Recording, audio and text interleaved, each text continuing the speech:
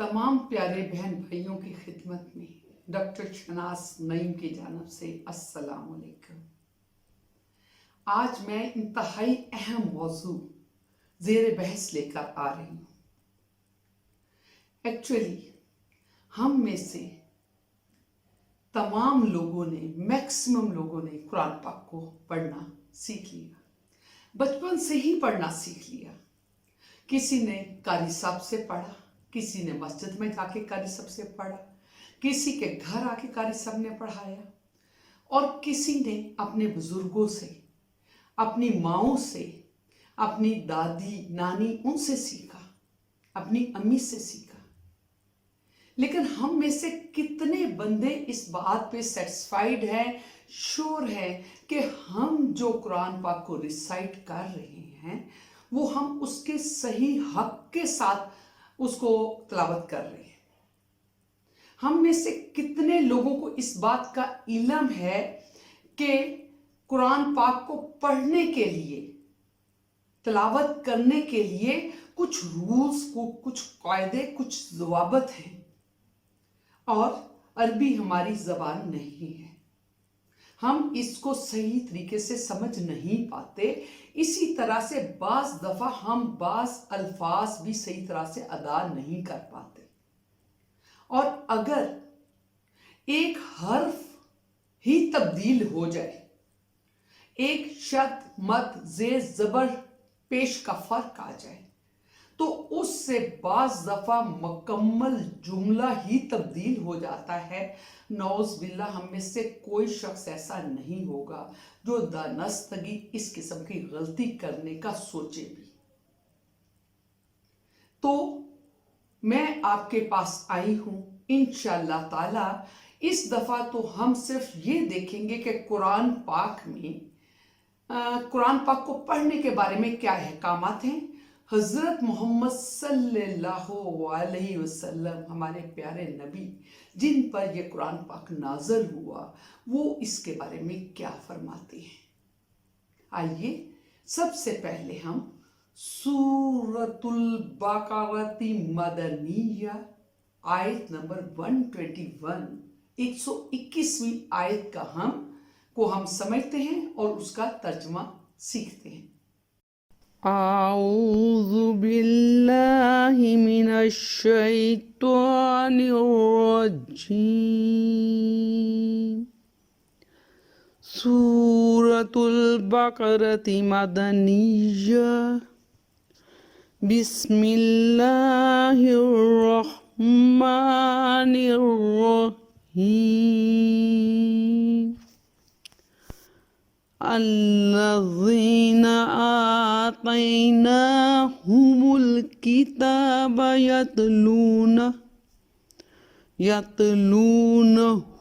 हक्क तिलावति उलाइका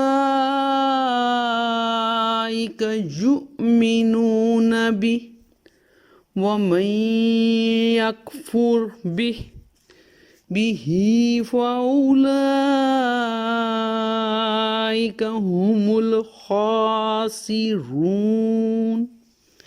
सदक़ल्लाहु ख़ालिक़ुल अज़ीम। तर्जमा: वो लोग जिन्हें हमने किताब दी है तो वो इसकी तिलावत करते हैं जैसा तिलावत करने का हक है। यही लोग इस पर ईमान रखते हैं, और जो इसका इनकार करें तो वही नुकसान उठाने वाले हैं। अभी हमने सूरतुल बकरती मदनिया की आयत 121 में ये बात अच्छी तरह समझ ली कि अल्लाह ताला का भी हुक्म है कि कुरान पाक की तिलावत इस तरह से करनी है जिस तरह से इसका हक है, और ये एक मोमिन की निशानी है। तो इसको किस अंदाज में, इसका हक क्या है, कैसे इसका हक अदा हो सकता है, ये हमें हजरत अली रज़ी अल्लाह ताला अन्हो ने बताया کہ قرآن پاک کو ترتیل سے پڑھنا ہے۔ ترتیل کیا ہے؟ ترتیل یہ ہے کہ قرآن پاک کو ٹھہر ٹھہر کر آہستہ تمام اس کے جو حروف تہجی ہیں وہ جن جگہوں سے ادا ہونے چاہیے، جن آواز کے ساتھ ادا ہونے چاہیے، اس انداز میں ادا ہوں اور خوبصورتی کے ساتھ ادا ہوں، اور اس انداز میں ادا کیا جائے۔ قرآن پاک کی تلاوت اس انداز میں کی جائے جس طرح حضرت محمد صلی اللہ علیہ وآلہ وسلم تلاوت کیا کرتے تھے اور اللہ تعالیٰ نے انہیں جیسے پڑھنے کا حکم دیا تھا۔ تو یہ کس بندے کی خواہش نہیں ہوگی کہ وہ طریقہ کار سیکھ لے اور قرآن پاک کو بغیر غلطیوں کے پڑھے۔ حضرت علی رضی اللہ تعالی عنہ نے بتایا کہ ترتیل سے پڑھنا کیا ہے۔ انہوں نے بتایا کہ ترتیل سے پڑھنے کا مطلب ہے کہ اس کو تجوید کے ساتھ پڑھا جائے۔ تجوید کا مطلب ہے کہ ہمیں ان مخارج کا علم ہونا چاہیے جہاں سے عربی کے حروف تہجی نکلتے ہیں۔ ہر حرف کے ادا کرنے کی علیحدہ علیحدہ جگہ اور بعض حروف کے ادا کرنے کی ایک ایک جگہ بھی ہے۔ ایک جگہ سے زیادہ حروف بھی نکلتے ہیں لیکن ان کی صفات، ان کی آواز فرق ہوتی ہے اور اس فرق کو قائم رکھنا ضروری ہے۔ عربی کو سمجھنا، سمجھ کر پڑھنا، کلیئر پڑھنا، صحیح پروننسیشن کرنا اور پھر اس کو دماغ کے ساتھ سمجھنا، اور دماغ کے ساتھ سمجھنے کے بعد اس کا اثر جو اللہ تعالیٰ کے احکامات ہیں، جو اللہ تعالیٰ کی ہدایات ہیں، جو اللہ تعالیٰ کے انتباہات ہیں، ان کا دل پر اثر ہونا ضروری ہے۔ حضرت عثمان رضی اللہ تعالیٰ عنہ نے صحیح البخاری کے والیوم 6 کتاب 61 نمبر 545 میں بتایا کہ حضور پاک صلی اللہ علیہ وآلہ وسلم نے کہا کہ تم میں سے سب سے بہتر وہ شخص ہے جو قرآن پاک کو صحیح طریقے سے خود سیکھے اور دوسروں کو سیکھنا سکھائے۔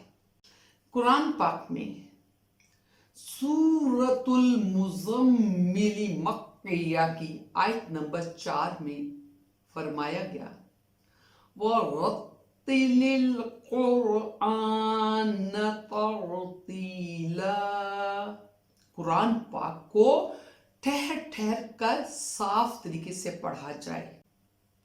تو انشاءاللہ تعالی ہم لوگ آنے والے جو اسباق ہوں گے اس میں ہم ان تمام حروف تہجی کو ایک ایک کر کے پڑھیں گے، یہ سیکھیں گے کہ انہیں کہاں سے ادا کرنا ہے اور کس انداز میں، کس آواز میں ادا کرنا ہے، اور کس طرح سے ہم یہ جو غلطیاں ہم سے ہو سکتی ہیں، جو کہ بڑی غلطی بھی ہو سکتی ہے، چھوٹی غلطی بھی ہو سکتی ہے۔ بڑی غلطی تو مکمل طور پہ حرام ہے، وہ غلطی جو کہ ایک آیت کا مطلب ہی تبدیل کر دیتی ہے۔ تو ہم اس کو سیکھیں گے، اور میری آپ سے التجا ہے کہ اگر آپ نے میرے اس چینل کو ابھی تک سبسکرائب نہیں کیا تو برائے مہربانی اس کو سبسکرائب کیجئے، اس کو لائک کیجئے، شیئر کیجئے اپنے دوستوں کے ساتھ، اپنی فیملی ممبرز کے ساتھ، تاکہ ہم میں سے زیادہ لوگ اس سے مستفید ہو سکیں۔ اگلے لیسن تک میں آپ سے اجازت چاہتی ہوں۔ آپ کی بہن ڈاکٹر شہناز نعیم، شکریہ۔